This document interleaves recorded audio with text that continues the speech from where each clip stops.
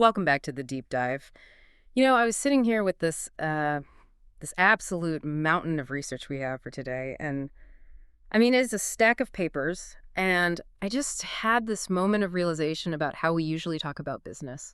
Oh, yeah. How so? Well, just think about the financial news cycle. It is relentless. It's Mhm. always chasing the next shiny object. Hmm. One week it's all about the AI revolution, the next week it's quantum computing, or maybe some biotech breakthrough that's going to let us all live forever. We're just, Mm. we're obsessed with the new, we're obsessed with It's disrupting. human nature, right? We're drawn to the unknown. We all want to find the next lottery ticket. We want that excitement. Exactly. But today we are going to do something that feels almost, I don't know, countercultural. We're going to turn our backs on all those flashy headlines. We're going to ignore the quarterly earnings noise that just dominates the conversation.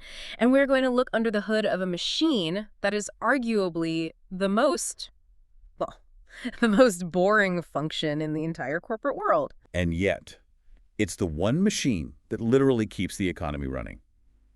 If this machine stops, society probably breaks down in about 3 days. We're talking about the plumbing. We are talking about payroll and human capital management. And I can already hear what you're thinking right now. I can hear it through the headphones. Payroll? Really?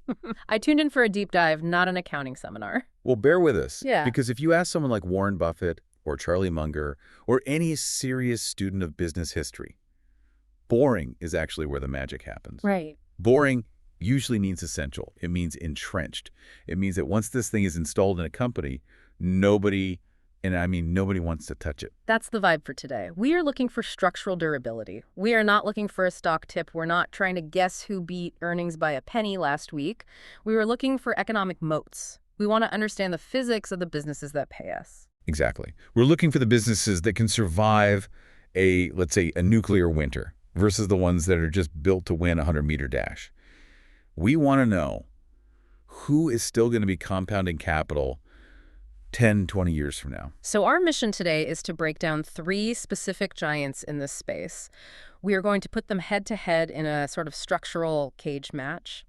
First up, we have ADP, the absolute titan of the industry. The global giants. Then we have Paychex, the specialist for the small guys. The SMB focus. And finally, we have Paycom, the aggressive high-tech challenger that is really, shaking things up. And just to set the stage here, the source material we're working with today is it's unique. This isn't a press release from a company. It's a skeptical comparative assessment. It doesn't care who has the coolest Super Bowl commercial. Right. It ranks these companies on quality. And the specific lens we are using, and this is a phrase I really want you to keep in mind today, is durable excess returns on capital. Okay, let's hit pause right there and unpack that before we go any further. Durable excess returns on capital. That sounds like textbook jargon. Translate that into plain English for us. Why is that the specific metric we're focused on? Sure. Think about how capitalism usually works. It's a brutal system.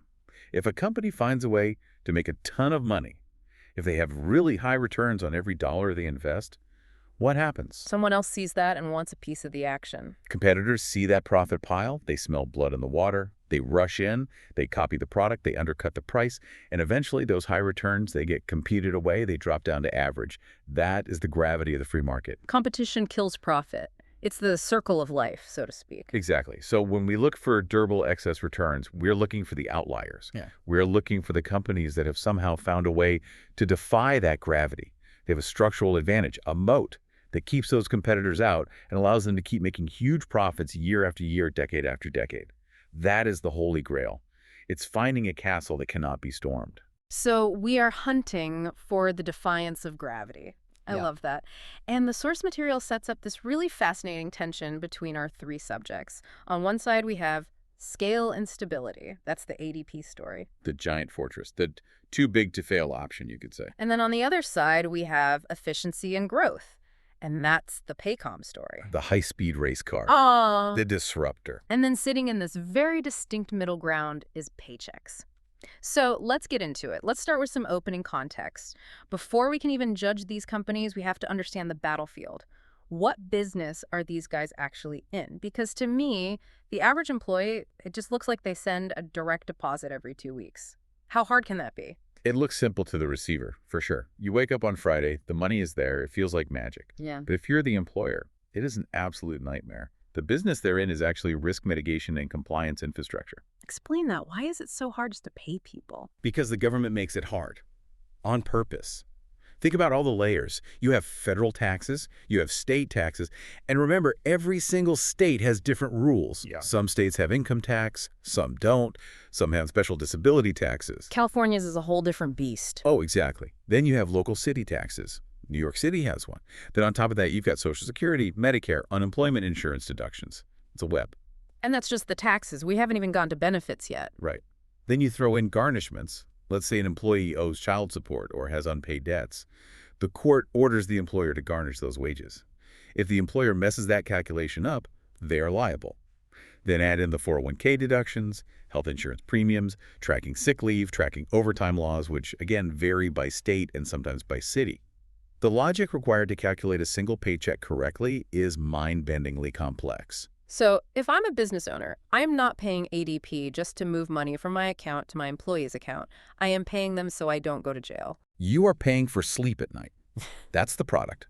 You are buying an insurance policy against regulatory complexity. Yeah.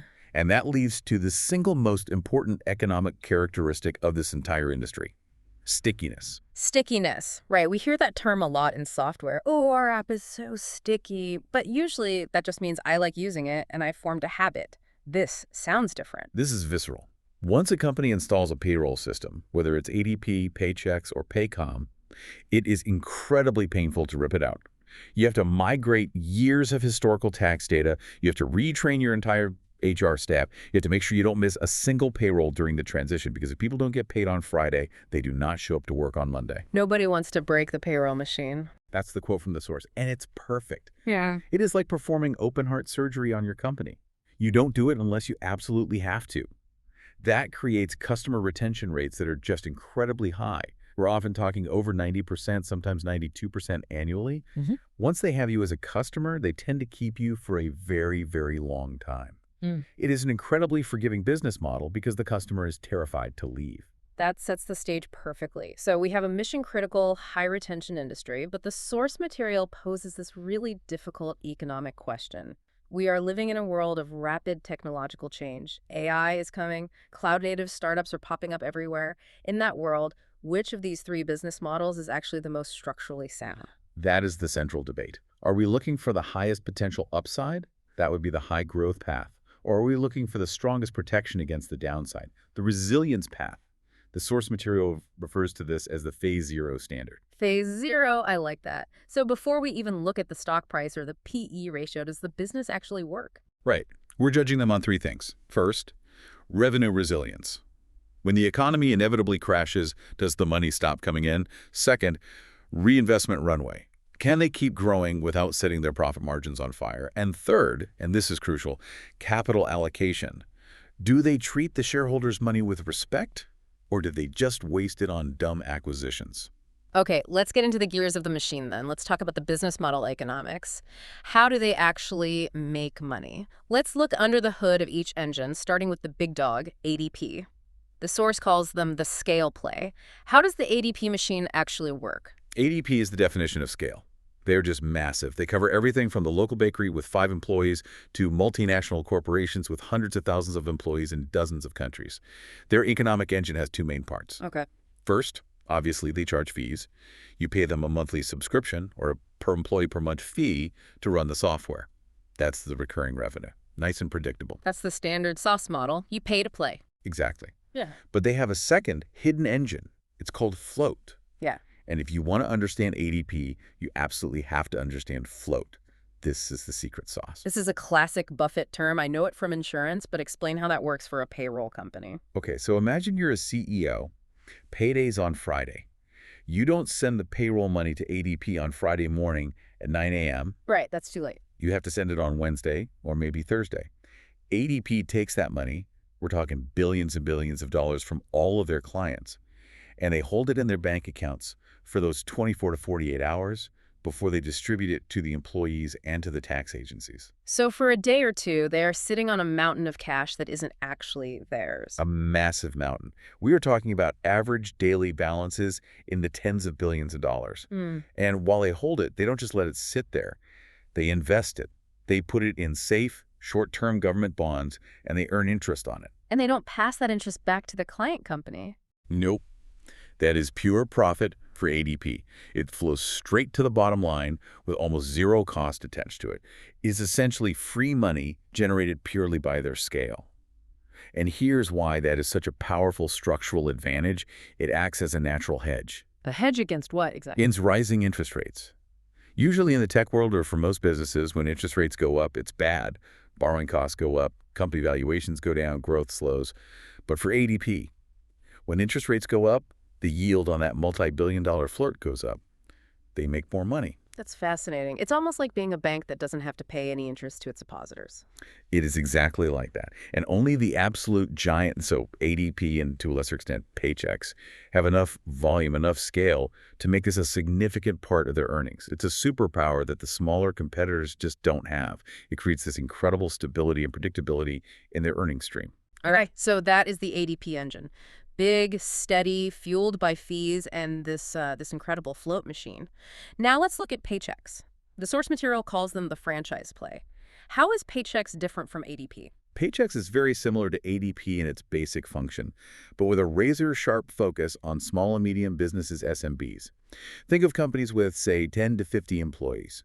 So the heart of the American economy, the main street businesses. It is. But structurally, serving small businesses is a very different game. They are less sophisticated. They don't have a chief human resources officer.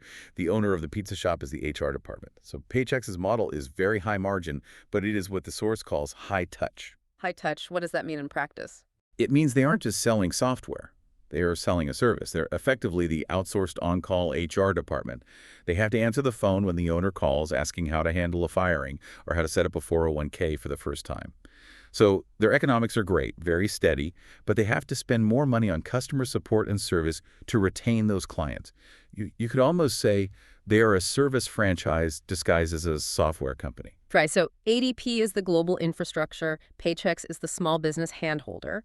Now let's talk about the exciting one, Paycom. The source describes them as the SaaS efficiency play. What makes their money-making machines so different? Paycom is a pure software story, and their unit economics are just staggering. I mean, we are seeing gross margins around 85% and a return on invested capital, or ROICs, of over 40%. Wait, pause right there. 85% gross margins. Yeah.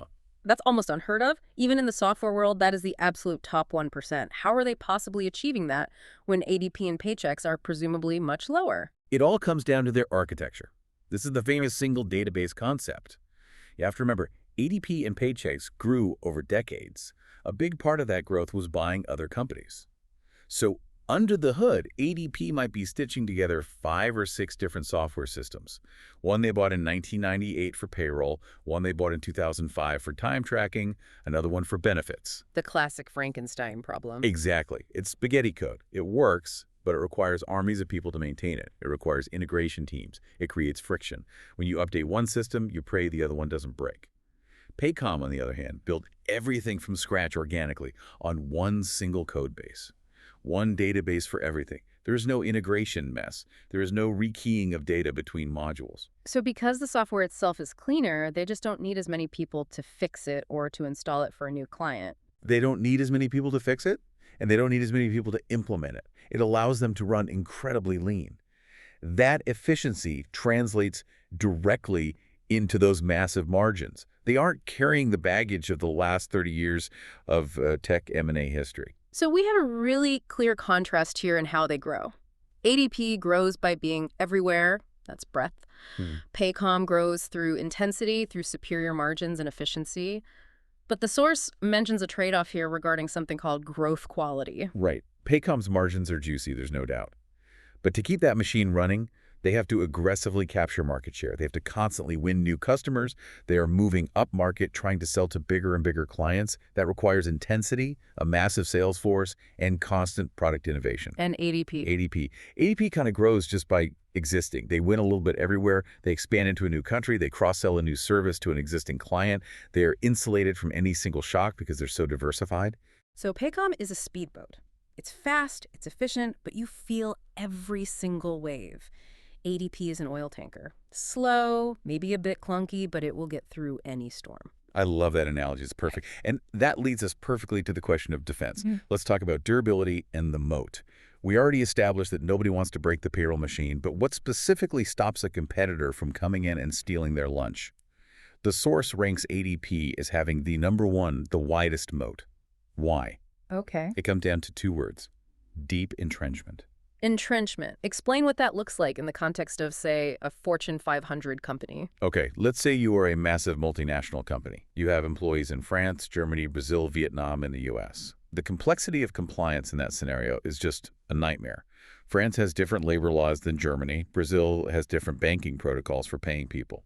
Vietnam has its own tax system. ADP is one of the only companies on Earth that has the infrastructure and, more importantly, the regulatory expertise to handle that complexity on a global scale. So it isn't just about the software. It is about the plumbing, the local knowledge, the regulatory relationships in 140 different countries. Precisely. For a large enterprise, the risk of noncompliance is massive. We're talking millions of dollars in fines. Reputational damage? They're going to risk all of that on a hot new startup. They choose ADP because ADP is the safe choice. The switching costs are immense. It would literally take years to migrate a company of that size. That is a wide, deep, crocodile-filled moat. It's almost like ADP's own bureaucracy and complexity is the moat. It is so hard and so messy to do what they do that nobody else can really replicate it at that global scale. They turn the pain of compliance into a powerful competitive advantage. Now, contrast that with Paychex, which the source ranks second. Their moat is described as SMB inertia. Inertia. Is that Yeah. just a nice, polite word for laziness? In economics, yes, but it's a powerful force. Small business owners are busy. They're trying to keep the lights on, manage inventory, deal with customers. They do not have time to spend a month shopping for new payroll software just to save $50. The hassle of switching is incredibly high relative to the potential benefit. So Paychex keeps a lot of its clients just because those clients are too busy to even think about leaving. It's a behavioral moat. That makes a lot of sense. Now, Paycom, this is the one that surprises me. They are ranked third with what the source calls a narrow moat. Why? Given how good you just said their product is, why is the moat considered narrow? This is a crucial distinction in the Buffett style of thinking. You cannot confuse a great product with a wide moat. Break that down for me. A great product gives you an advantage today. Paycom's single database architecture is elegant. It is functionally better than ADP's old stuff. But software features can be copied. There are other cloud-native competitors popping up, companies like Rippling or Gusto. And because Paycom is now targeting that mid-market to enterprise segment, they are fighting sophisticated buyers. Buyers who actually do the math and compare features. Exactly. A CFO at a mid-sized company will look at the price. They will look at the features. If a competitor comes along and offers a better deal, they will consider switching. Paycom doesn't have the too big to fail protection that ADP has, and they don't have the too busy to care protection of the small business owner that Paychex has. They have to fight for every renewal based on product superiority. So in a way, their high margins actually act as a beacon for competitors. It's like saying, hey, come attack us. We are making too much money over here. Capitalism is brutal. If you have 85% gross margins, you are painting a giant target on your back. And the source makes a great point here about the difference between stability versus growth dependence. ADP's moat protects it even if it doesn't grow fast. It can just sit there and collect tolls. Paycom's valuation, its entire model, depends on continuing to win those competitive battles. They have to keep winning. ADP just has to not lose. That is a heavy distinction. One is playing to win. The other is playing not to lose, but in a way that almost guarantees they stay rich. The source also brings up a really interesting scenario analysis here regarding AI. The AI question. Everyone asks this about every industry. Will AI come and replace the payroll company? Right. If an AI can just do all the tax calculations and answer compliance questions, who loses the most? The analysis in the source suggests Paychex is actually the most vulnerable there. Remember, a huge part of their value proposition is service. They hold the hand of the small business owner. If AI makes the software so intuitive and automated, if a chatbot can answer the tax questions perfectly, you don't need the hand-holding. You don't need that expensive human service plan. They lose their human shield, so to speak. Exactly. Now, Paycom is actually the least vulnerable to that specific technology shift because their model is already automation first. They want the client to use the software themselves and not call them. And ADP, they adapt via scale. They have more payroll data than anyone else on the planet. They can train the AI models better and faster than anyone else, so they survive and probably thrive. Okay, this is all great in theory. Let's really stress test these companies. Let's move into risk and fragility. The source calls this a palm look at what could go wrong. So let's try to break these businesses. Scenario A, a deep, nasty economic recession. GDP drops, unemployment spikes. Who cracks first? In a deep recession, Paychex is identified as moderately resilient, but definitely exposed. And the reason is simple. Small businesses die in recessions. If your client base goes bankrupt, they stop paying you. It doesn't matter how good your service or your retention strategy is. So Paychex would see a noticeable revenue dip as its customer count shrinks. And what about ADP? How do they fare? ADP is identified as the most graceful under stress. Most graceful. I like that phrasing. It goes right back to diversification. If the SMB sector cracks, ADP feels it sure. A portion of their business is there. But they have the massive enterprise clients, the hospitals, the governments, the global conglomerates that aren't going anywhere. Even in the worst recession, the hospital still has to run payroll. The federal government still pays its employees. ADP's scale acts as a massive shock absorber. They are the ocean. Paychex is a lake. The same storm has a much different effect. Okay, what about scenario B? This one is more subtle, not a recession, but a growth slowdown or competitive saturation. The economy's fine, but the company just runs out of new customers to find. This is where Paycom is identified as the most fragile. And this is really about stock market valuation and investor expectations. Paycom is priced for perfection. Investors are willing to pay a premium multiple for the stock because they expect double-digit growth to continue forever. The classic growth trap. That's it. The source notes that if their growth falls from, say, the low teens down to mid-single digits, maybe because the market just gets saturated or competitors finally catch up with their technology, their valuation multiple could contract sharply. The stock could get cut in half, even if the business itself is still very profitable. The story changes and the price follows. And the specific risk mentioned is this upmarket expansion strategy. To keep growing at that high rate, Paycom has to win big enterprise clients. That is the wall they're running into. To keep growing at the rate their investors demand, Paycom has to go into ADP's territory and start stealing their big clients. But as we just established, ADP's clients have massive switching costs and are deeply entrenched. So Paycom is fighting a very difficult uphill battle against a heavily dug-in defender. That is a risky place to be when your valuation depends on victory. I want to play devil's advocate here for a minute. The source material has this great little section called the adversarial debate, and I want to use it. I'm going to attack these companies with the strongest arguments I can find from the notes, and you tell me if the attack lands. All right, let's do it. Okay, first, an attack on ADP. They are a dinosaur. They are bureaucratic, they are slow, and they have all this acquisition baggage. They are basically a Franken company stitched together over 40 years of M&A. Why would any modern company choose them when sleek, beautiful options like Paycom exist? That is a very valid attack, but only on the product level. The user interface might not be as pretty as Paycom's. It might feel a bit clunky. However, the counter-argument is that for the CFO of a Fortune 500 company, pretty doesn't matter. Compliance matters. Global reach matters. Not getting sued by the German government matters. ADP's slowness is actually perceived as stability. They aren't going to break things with a radical software update on a Friday night. So the attack lands squarely on user experience, but it bounces right off the shield of corporate governance and risk mitigation. Okay, fair point. Next attack, this one's on Paycom. It's a cult of personality.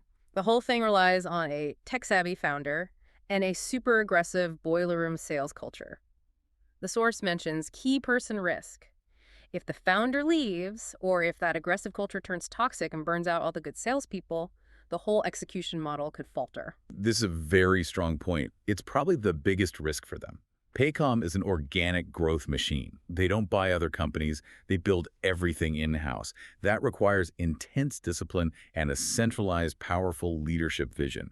If the culture sours, if the sales team loses its edge, the product vision drifts, they don't have the diversification to fall back on. You could argue they're a one-trick pony. It is a spectacular trick, but if they trip, there is no safety net. The whole thing is built on execution. And finally, let's attack Paychex. The attack is that it's mature and stagnant. It is boring. There is a very limited growth runway. You buy this if you want a nice, steady dividend, but don't expect it to ever double your money. The source basically agrees with this assessment. Paychex is a franchise. It is a cash cow. The risk isn't that it collapses. The risk is that it just exists. It yields 7-8% total returns forever. Now, that isn't bad, but in a world of AI and constant tech disruption, stagnant can quickly turn into obsolete if they aren't very careful. Of the three, they are the most vulnerable to the slow, quiet erosion of their value proposition over the next decade.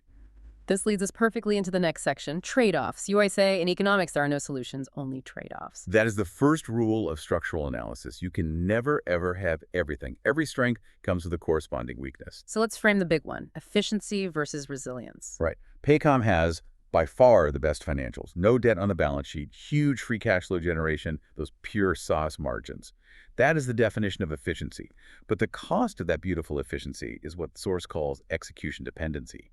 They have to be perfect all the time. And on the other side, ADP has the best resilience. The global scale, the float income, the diversified client base. But the cost of that resilience is lower margins and slower movement. They're inefficient compared to Paycom. But that inefficiency, the redundancy, the multiple service layers, the bureaucracy, is actually what makes them so robust. it's the difference between a Formula One car and a Humvee. The F1 car is a marvel of efficiency, but if it hits a single pothole, it's done. The Humvee is terribly inefficient, but it can drive through a brick wall. Exactly. That's a perfect analogy. And then there is the trade-off of customer selection. This is fascinating. Who actually buys these different products? The source breaks this down beautifully in an addendum. Right. This is the psychology of the buyer. So if I am a tech-savvy founder launching a new startup, who do I buy? You buy Paycom. You want the automation. You want the slick app on your phone for your employees. You want the data integration with your other systems. You are willing to pay a premium price. And Paycom is often the most expensive option for that superior user experience. You value your time and your data above all else. Okay, now what if I am a risk-averse CFO at a large established manufacturing corporation? You buy ADP. You don't care about the app.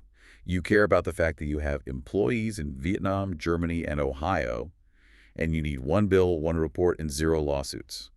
You are choosing the safety net. You are buying the career insurance that comes from the phrase, nobody ever got fired for hiring ADP. And last, what if I own a pizza shop with 15 employees?